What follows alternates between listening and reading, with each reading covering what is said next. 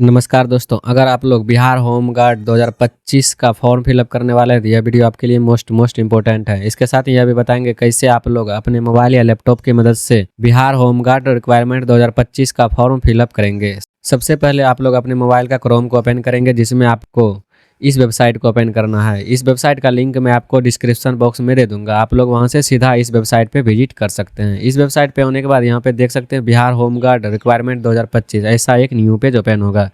इस पेज में अगर आप लोग फर्स्ट बार विजिट कर रहे हैं तो आपको यहाँ पे अप्लाई का ऑप्शन मिलेगा। अगर आप लोग ने पहले से ही रजिस्ट्रेशन कर लिया है, सीधा आपको यहाँ पे लॉगिन का ऑप्शन मिलेगा। यहाँ से आप लोग लॉगिन करके अपना फॉर्म फिलअप कर सकते हैं। सबसे पहले आपको यहाँ पे आना है अप्लाई का ऑप्शन पे, इस पे आपको क्लिक करनी है। इस पे क्लिक करने के बाद ऐसा इंटरफेस आपके पास ओपन होगा। इस इंटरफेस में आपको यहाँ पे अपना नेम फिल करना है। इसके बाद यहाँ पे आपको अपना फादर नेम फिल करना है। यहाँ पे आपको अपना मदर नेम फिल करना है। यहाँ से आपको अपना डिस्ट्रिक्ट फिल करनी है। इनमें से जो भी डिस्ट्रिक्ट हो आपका, उसको यहाँ से आपको सेलेक्ट करनी है और यहाँ से आपको अपना प्रखंड सेलेक्ट करनी है। प्रखंड सेलेक्ट होने के बाद आपको नीचे आना, यहाँ पर आपको अपना पोस्ट ऑफिस फिल करना है। इसके बाद यहाँ पे आना है, यहाँ से आप लोग अपना थाना यानी कि पुलिस स्टेशन आपको यहाँ पे फिल करनी है। इसके बाद आता है यहाँ पे आपको अपना ग्राम यानी कि विलेज, आपका जो भी नेम होगा उसको यहाँ पे आपको फिल करनी है। उसके बाद यहाँ पे आपको पूर्ण रूप से पता यानी कि पूरा पता आपको यहाँ पे फिल करना है। जैसे आपका घर बलिया है तो बलिया फिल कीजिएगा, अगर आपका पोस्ट भी बलिया है तो बलिया फिल करना आपका। इसके बाद आपको यहाँ पे पुलिस स्टेशन फिल करना, डिस्ट्रिक्ट फिल करना और स्टेट फिल करके आपको पूरा पता यहाँ पे फिल करनी है। इतना फिल होने के बाद आप लोग को यहाँ पे देखने को मिलेगा आवेदक अपने आवासीय प्रमाण पत्र निर्गत अस्थायी पता से एक ही आवेदन कर सकते हैं। इसका मतलब है आप लोग जो यहाँ पे फॉर्म को अप्लाई कीजिएगा वह एक पता से एक ही आवेदन कर सकते हैं। अगर आप लोग दूसरा आवेदन करते हैं तो आपका यहाँ पे फॉर्म रिजेक्ट कर दिया जाएगा। इस बात को ध्यान में आप लोग को रखनी है। इसके बाद आपको नीचे है ना, यहाँ पे आप लोग देख सकते हैं डेट ऑफ बर्थ फिल करना है, जो कि मैट्रिक या माध्यमिक प्रमाण पत्र के अनुसार आपको यहाँ पे फिल करनी है। यानी कि 10th क्लास में आपका जो भी डेट ऑफ बर्थ है उसको यहाँ पे आपको फिल करनी है। और यह जो आयु है वह 1/1/2025 को 19 वर्ष से 40 वर्ष के बीच की होनी चाहिए। इसके बाद आपको नीचे है ना, यहाँ से आपको लोग अपना लिंग यानी कि जेंडर बताना। आप लोग अगर पुरुष है तो इस पर आपको क्लिक करना, अगर महिला है तो इस पर आपको क्लिक करनी है। इसके बाद आपको नीचे है ना, यहाँ से आपको अपना जाति बताना। अगर आप लोग सामान्य वर्ग से आते हैं तो इस पर क्लिक करना, अगर आर्थिक रूप से कमजोर वर्ग से आते हैं तो इस पर आपको क्लिक करना, अगर पिछड़ा वर्ग से आते हैं तो इस पर, अगर अति पिछड़ा वर्ग से आते हैं तो इस पर आपको क्लिक करना, अगर आप लोग अनुसूचित जाति या अनुसूचित जनजाति से आते हैं तो इस पर आपको क्लिक करनी है। ध्यान रहे, अगर आप लोग ने अति पिछड़ा वर्ग को सिलेक्ट किया तो आपको यहाँ पे एनसीएल सर्टिफिकेट सबसे पहले बनाना है, तब जाके ही इस पे आपको क्लिक करनी है। अगर आप लोग अनुसूचित जाति से आते हैं तो इस पे क्लिक करके अनुसूचित जाति वाला फॉर्मेट वाला आपको प्रमाण पत्र यहाँ पे अपलोड करना होगा। इसके साथ ही यहाँ पे देख सकते हैं आवेदक को प्रमाण पत्र संलग्न करना होगा। जो भी आप लोग यहाँ पे टिक कीजिएगा वह संलग्न करना होगा, यानी कि आपको एनसीएल सर्टिफिकेट यहाँ पे अपलोड करनी है अगर आप लोग अति पिछड़ा वर्ग से आते हैं या पिछड़ा वर्ग से आते हैं। इसके बाद आपको नीचे आना, अगर आप लोग स्वतंत्रता सेनानी के पोता पोती या नाती नतनी है तो आपको यहाँ पे हाँ के ऑप्शन पे क्लिक करना है। अगर नहीं है तो आपको सीधा नहीं के ऑप्शन पे पहले से ही क्लिक किया हुआ मिलेगा, यही रहने देना है। इसके बाद आपको नीचे आना, यहाँ से शैक्षणिक योग्यता आपको सेलेक्ट करनी है। न्यूनतम जो है यह क्या है, इंटरमीडिएट होनी चाहिए। अगर आप लोग स्नातक पास आउट है तो इस पर आपको क्लिक करना, अगर आप लोग एमएससी वगैरह यानी कि स्नातकोत्तर किए हैं तो इस पर आपको क्लिक करनी है, अगर आप लोग इंटर सिर्फ है तो इस पर आपको क्लिक करना है।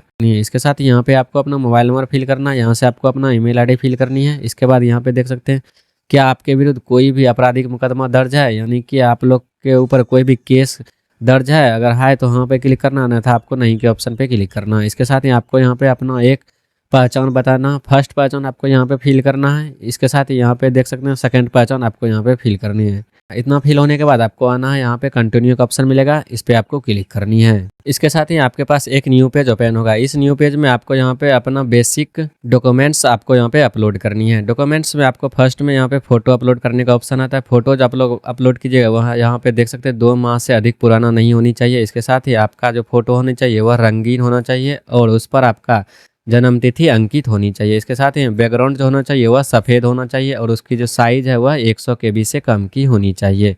इसके साथ ही जेपीजी या जेपीईजी फॉर्मेट में होनी चाहिए। आपको दिखा देता हूँ कैसा आपको फ़ोटो यहाँ पे अपलोड करनी है। इस टाइप का आपका फ़ोटो अपलोड करना है। यहाँ पे देख सकते हैं वाइट बैकग्राउंड है, रंगीन फ़ोटो है, यहाँ पे आपका डेट ऑफ बर्थ अंकित होनी चाहिए। इस फोटो को आपको वहाँ पे अपलोड करनी है। ऐसा ही फ़ोटो आप लोग क्रिएट कर लीजिए। इसके बाद आपको यहाँ पे आना है, यहाँ से आप लोग चूज फाइल पे क्लिक कीजिएगा तो आपको यहाँ पे फ़ोटो अपलोड करने का ऑप्शन आ जाएगा। आप लोग यहाँ से फ़ोटो अपलोड कर सकते हैं। फ़ोटो अपलोड होने के बाद नीचे आपको आना, यहाँ पे आपको हस्ताक्षर अपलोड करनी है, वह भी इंग्लिश में आपको यहाँ पे अपलोड करनी है। यहाँ पे आपको अपना हस्ताक्षर हिंदी में अपलोड करनी है और यह जो होनी चाहिए वाइट बैकग्राउंड के साथ होनी चाहिए, यहाँ पे देख सकते हैं। और इसका साइज़ जो होनी चाहिए वह 0 से 50 KB के बीच की होनी चाहिए और इसका फॉर्मेट जो है JPG या JPEG फॉर्मेट में होनी चाहिए। यहाँ पे आप लोग देख सकते हैं, यहाँ पे इंग्लिश का सिग्नेचर किया हुआ है, मैंने यहाँ पे इंग्लिश का सिग्नेचर अपलोड किया। यहाँ पे आप लोग का हिंदी का सिग्नेचर शो कर रहा होगा, इस पर क्लिक करके आप लोग हिंदी का सिग्नेचर अपलोड कीजिए और इसके सामने देखिएगा तो यहाँ पे आपको हिंदी का सिग्नेचर अपलोड किया हुआ मिलेगा। इतना फिल होने के बाद आपको नीचे स्क्रॉल करके आना, यहाँ पे आप लोग को अपना दस्तावेज अपलोड करनी है, जिसमें आपको यहाँ पे फर्स्ट में निवास प्रमाण पत्र अपलोड करना है। निवास प्रमाण पत्र जो अपलोड कीजिएगा उसका PDF फाइल होनी चाहिए और 200 KB से कम की होनी चाहिए। इसके साथ ही यहाँ पे आपको जन्मतिथि से संबंधित एक डॉक्यूमेंट यानी कि मैट्रिक का यहाँ पे आपको मार्कशीट अपलोड करनी है, ताकि जन्मतिथि यहाँ से आप लोग का प्रूव्ड हो सके। इसके बाद यह जो होनी चाहिए वह 200 KB से कम की होनी चाहिए। इसके साथ ही यहाँ पे आपको आना, यहाँ पे देख सकते हैं इंटरमीडिएट, सबसे इम्पोर्टेंट चीज़ यही है, जिसमें आप लोग यहाँ पे देख सकते हैं उत्तीर्णता प्रमाण पत्र आपको यहाँ पे अपलोड करनी है।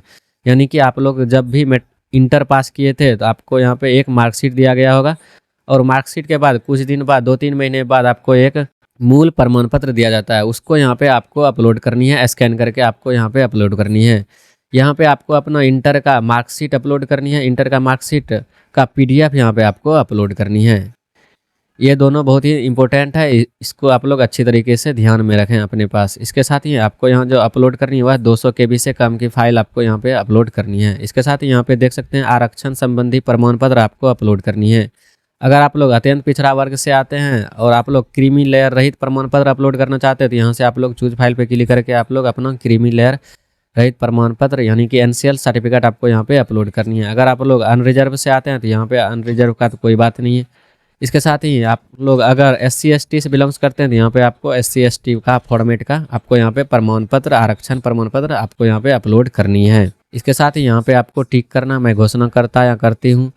इसके साथ ही यहाँ पे जो भी कैप्चा कोड है उसको यहाँ पे आपको फिल करनी है। इतना फिल होने के बाद यहाँ पे आना है, सेव एंड कंटिन्यू का ऑप्शन मिलेगा, इस पर आपको क्लिक करनी है। इसके बाद आप लोग के पास ऐसा एक न्यू पेज ओपन होगा, जिसमें आप लोग यहाँ पे देख सकते हैं आपका जो भी डिटेल्स होगा ओपन हो गया होगा। आपको नीचे स्क्रॉल करके आना, एक बार अच्छी तरीके से इसे चेक कर लेना है। चेक करने के बाद अगर आप लोग को लगता है कुछ भी एडिट करना है तो यहाँ से आप लोग एडिट भी कर सकते हैं। अगर आपको एडिट नहीं करना है, सीधा आपको यहाँ पे आना है कन्फर्म पे, इस पर आपको क्लिक करनी है।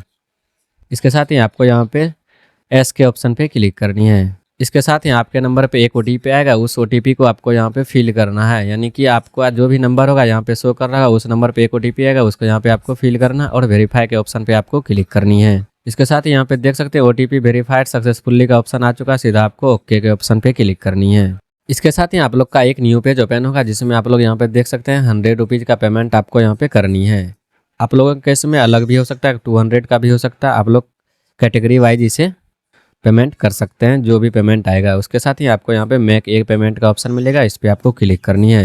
इसके साथ ही हम लोग का एक न्यू पेज ओपन हो गया, जिसमें आपको यहाँ पे मल्टीपल ऑप्शन है पेमेंट करने का। अगर आप लोग नेट बैंकिंग से करना चाहते हैं तो इस पर आपको क्लिक करनी है।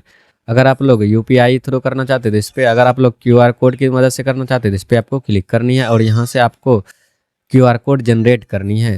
QR कोड जनरेट करने के बाद आपको यहाँ पे ऑप्शन आ जाएगा पेमेंट करने का। पेमेंट करने के बाद जैसे ही आप लोग पेमेंट कर दीजिएगा, ऐसा आपके पास एक पेमेंट ID जनरेट होगा, यहाँ से आप लोग देख सकते हैं और यहाँ पे आप लोग का जो भी पेमेंट होगा वो क्लियर हो जाएगा। इसके साथ ही आपके पास ऐसा एक पॉपअप आएगा, जिसमें आपको यहाँ पे दिखा जाएगा पेमेंट कंप्लीट सक्सेसफुली का ऑप्शन आएगा, जिसमें आपको यहाँ पे ओके के ऑप्शन पे सिंपली क्लिक करनी है।